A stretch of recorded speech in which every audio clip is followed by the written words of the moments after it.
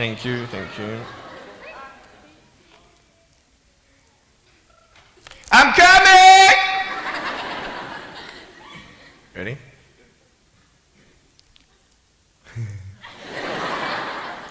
Hey, is that cool? Awesome. I want to talk about like when I started, going to school and stuff, a lot of people put me down, you know what I mean? Like people tease each other. I mean, people come up and say, hey, you're fat, you're fat, you're fat, you're fat, you're fat, you're fat, you're fat, you like, lose some weight, and you go home and you look at yourself in the mirror and go, I'm fat, right? And so many people tease each other. Oh, you're too short, you're too tall, you look whatever. Different hair and all that. It doesn't matter. See, the thing is, when you're in school, when you're growing up in life, it actually sort of matters to people how you look. And then it matters to you because it matters to others. Why? Why does it matter how you look? Because if they don't like you, then who will? If they don't accept you, then who will? And the fear that we have is that we're going to be alone. That we're not good enough. And we have to change ourselves. And so many people put me down and say, Nick, you look too weird and no one's really your friend and you can't do this and you can't do that. And I couldn't change anything. It's not like just fixing my hair one day and everything's fine. It's not like, just whatever. I couldn't change my circumstance. I couldn't just one day wake up and say, hey, give me arms and legs. I need arms and legs. You know what I mean? Like, I went to a bodybuilder, and said, can you make me some arms and legs? No joking. Bodybuilder, you get it? Right? So here's the thing. I go up to people, can you give me a hand? Just joking. But it was so hard because people put me down. And I started believing that I was not good enough. I started believing that I was a failure. That I'd never ever be somebody who people would like or people would accept. And it was so hard, man. I thought to myself, I can't go on the soccer field like everybody else, and I can't ride my bike, and I can't skateboard, and all these sort of things. And I started getting depressed. I thought, what kind of purpose do I have to live? I mean, are you just here to live to die? I mean, is there not a purpose for me? Is there not a purpose in life? And I had questions and no answers. And I asked my mum and dad, why did this happen? I asked doctors, why did this happen? They don't know. There are some things in life that are out of your control that you can't change and you got to live with.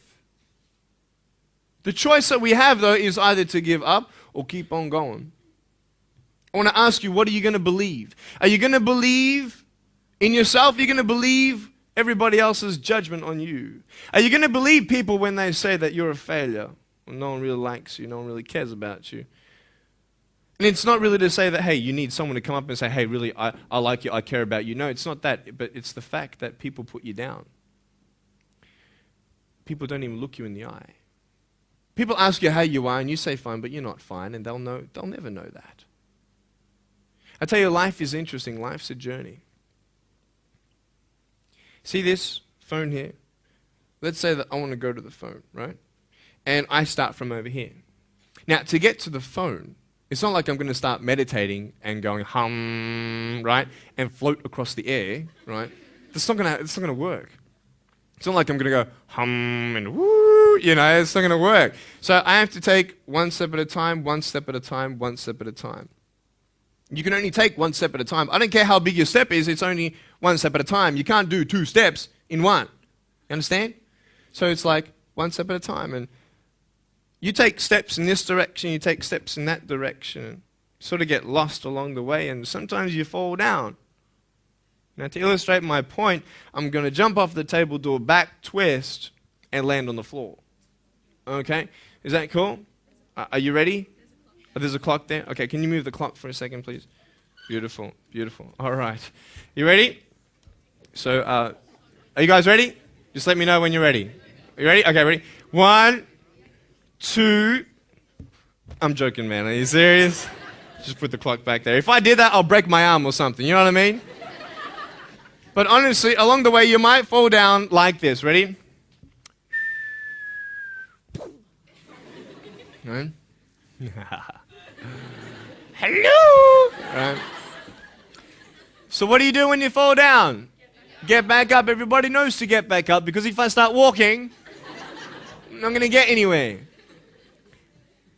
But I tell you, there are some times in life where you fall down and you feel like you don't have the strength to get back up. You sort of put a mask on your face when you come to school and pretend that everything's okay when it's not, and you go home and lay in your bed when no one's looking at you, when you don't have to impress anybody, and you're yourself. And fear comes in. You know the fear that you have as soon as you walk into the doors of your house. Maybe there's a broken home. Maybe you have doubt in your life. Maybe you don't know for sure what's going to be happening in the future, and it scares you. Maybe you're worried about what people think of you, what people say about you. Just that fear paralyzes you. And I just want to ask you today, do you think you have hope? Because I tell you, I'm down here, face down, and I have no arms, no legs. It should be impossible for me to get back up. I mean, you go home and tie the legs and arms of your brothers and sisters and like push them down and see how long it's going to take them to get back up. You know what I mean? You know, you can tell them that you'll see them tomorrow. You know what I mean? But this is the thing. It should be impossible for me to get back up, but it's not.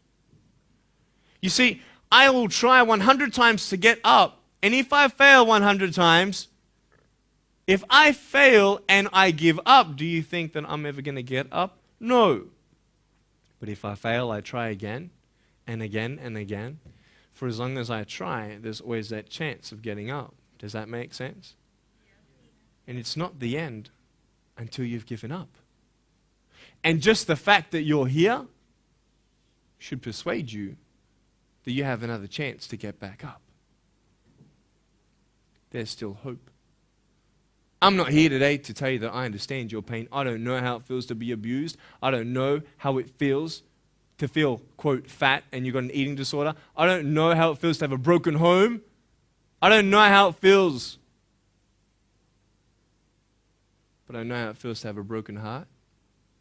And I know how it feels to be alone. And I want you to know that I found my strength in Jesus Christ, and you're going to find your strength in whatever you find it in.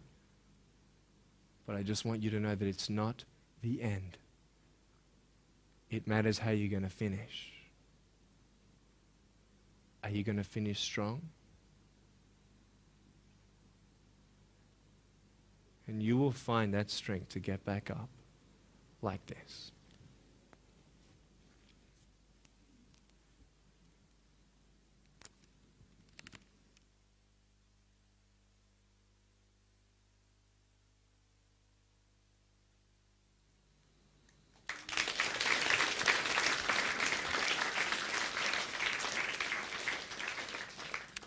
How did I get from depressed to who I am today? Because I tell you, I was depressed. When I was age 8, I used to concentrate on the things I didn't have. I wish I had arms and legs, and I wish I could do this, but what can I do? You see, I have a choice, and that's what I want to talk about today, choices. I can either be angry for not having arms and legs or be thankful for my chicken drumstick. And you see, I can still do a lot of things. At home, I can brush my teeth, comb my hair, get myself ready in the morning. And I'm traveling around the world. It's amazing. But I had to ask myself a couple questions.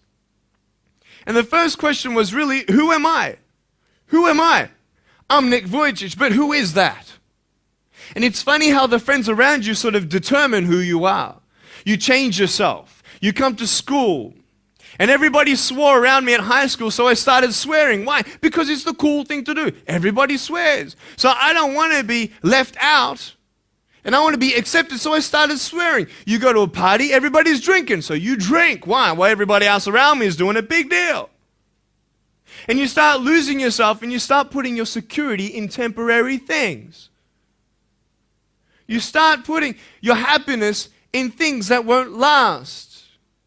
You can get drunk all you like, but in the morning, you're going to be sober with a headache with the same problems. You want to be high the rest of your life on drugs? Everybody said, don't do drugs, don't do drugs. Well, why? Why do we even go there?